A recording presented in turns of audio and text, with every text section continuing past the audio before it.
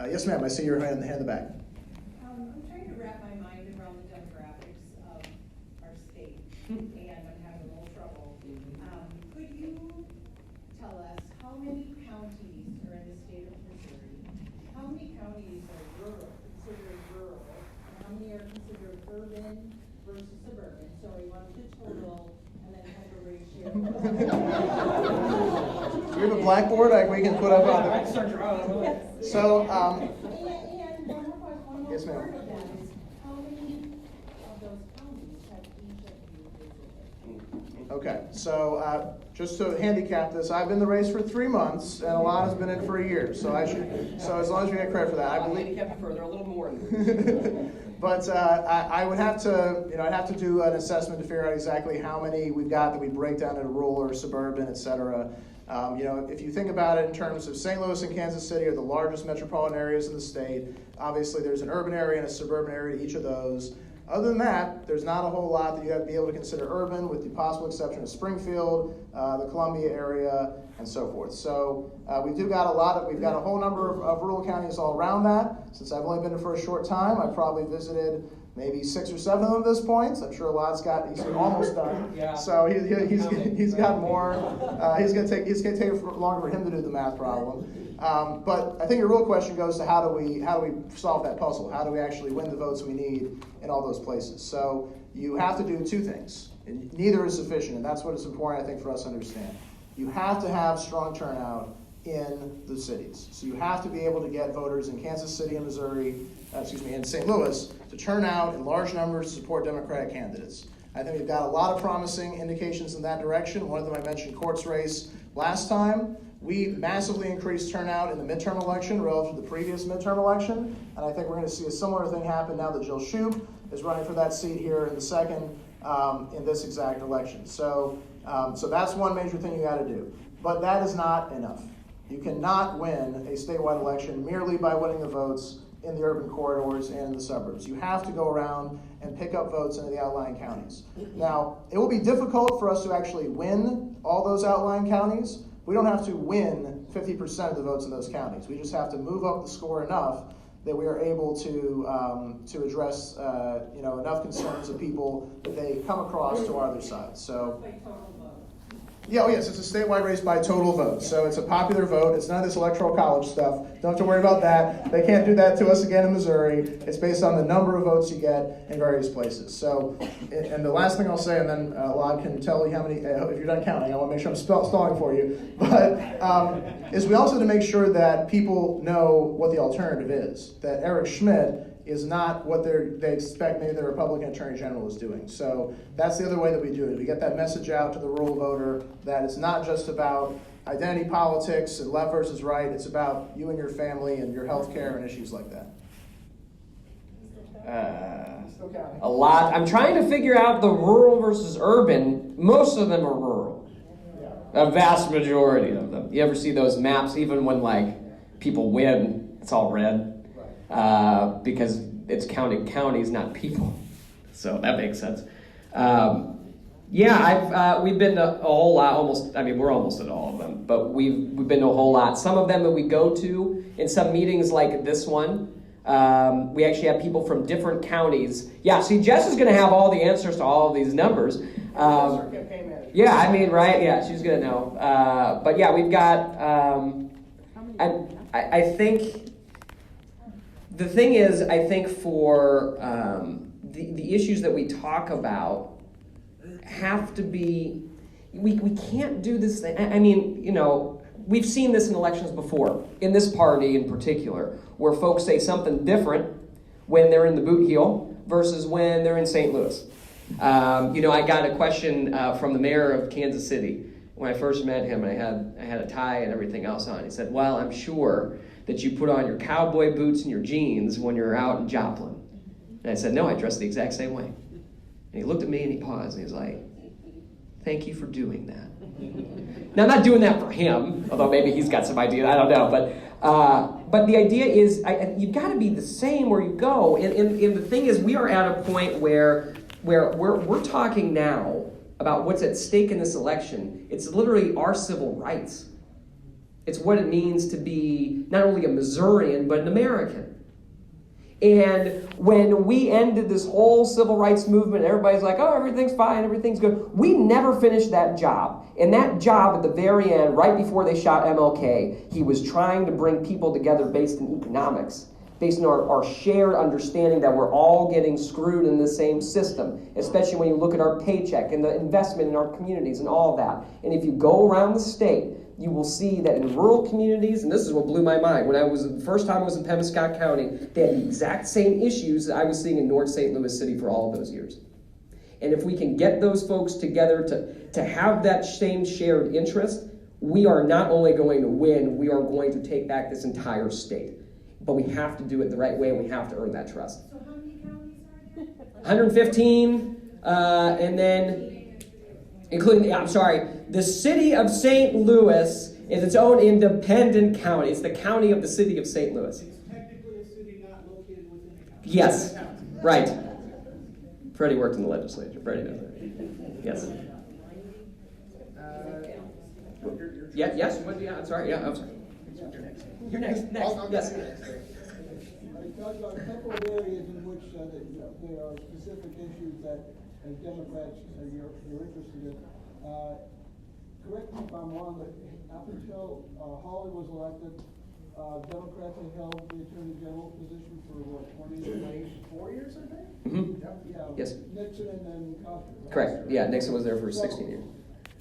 Taken as a campaign issue, and broadly looking at the way the Attorney General's office was run and what some of the issues are that were supported by the Democratic Attorney General, Mm-hmm. how has the office changed its general function over the last 4 years? A lot. So I used to work there. There are divisions that are no longer there at all. The environmental and agricultural division was eliminated by Josh Hawley shortly after he took over. Yes, there used to be one, and we need to have one again, very badly. That one was eliminated. He attempted to start an abortion division in the office, which is why he lobbied Eric Greitens when he was governor for a special session, and now we've got our most recent law that actually gives the Attorney General the power to prosecute quote-unquote abortion crimes. That was hatched at the time that Josh Hawley was elected, and it has now reached the point that we're at now under our current Attorney General. So that has been a structural change there. They actually switched how the divisions were organized. So when I was there, I was in 2 different divisions. Now those divisions are called units. So I was in a workers' compensation one for a few months, and then I went over to the litigation division. Now it's a unit within 2 separate, a civil division and a criminal division.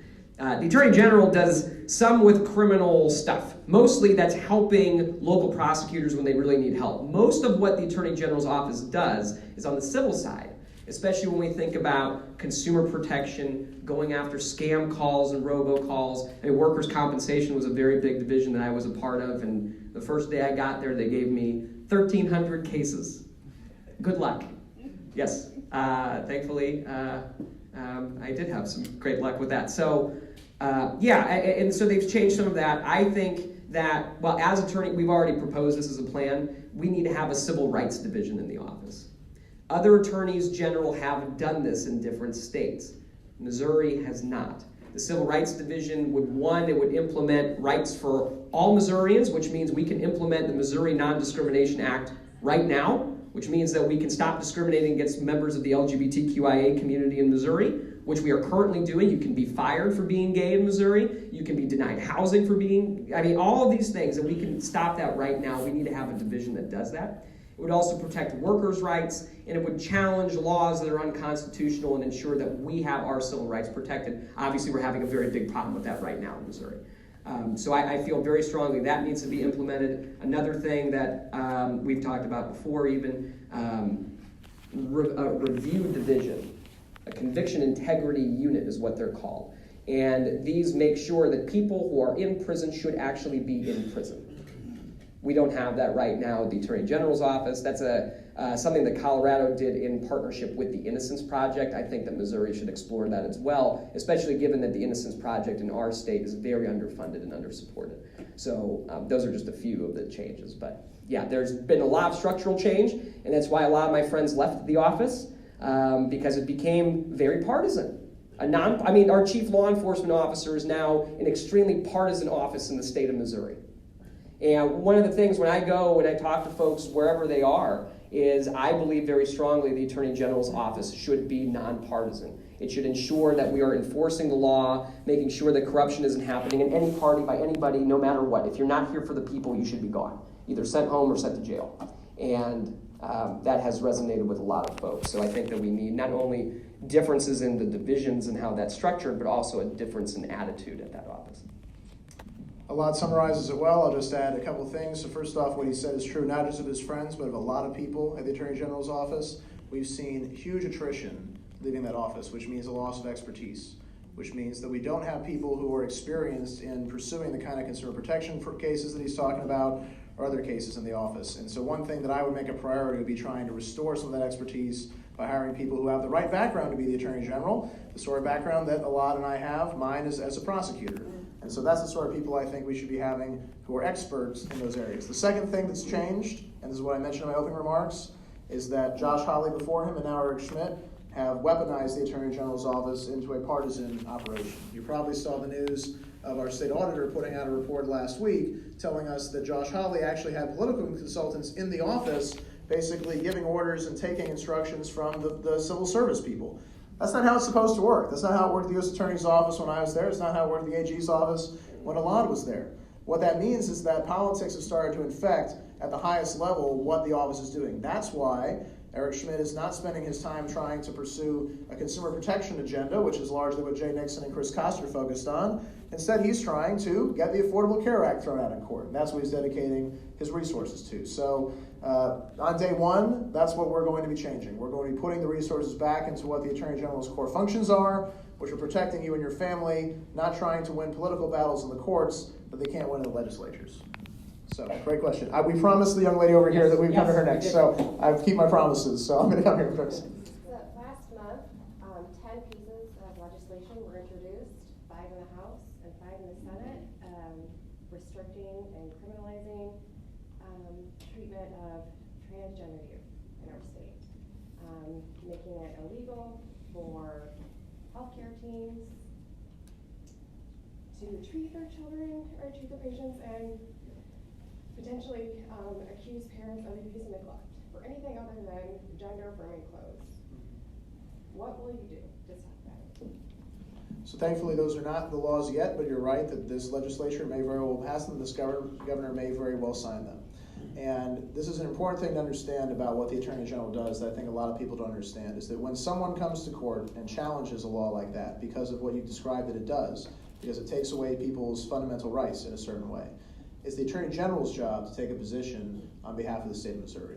And so if that is a law that is challenged in a courtroom, then the person you elect as Attorney General will decide whether the state of Missouri will defend that law as being constitutional or proper, or will concede that this is something that the state does not have the power to do. And so that's an important thing to understand. So as the Attorney General, we would have the power to firmly plant our foot on the side of protecting people who are transgender, who do not necessarily get the current treatment they should be getting in our society. We don't get to make policy as the Attorney General in those areas, but we get to defend or not defend policy when it's brought into a courtroom. And so I stand firmly with the LGBTQIA community. I believe the transgender individuals have a right, as everyone else does, to equal treatment in our society. And if there were an opportunity as the Attorney General to fight against what you described, I would be the first one to do it.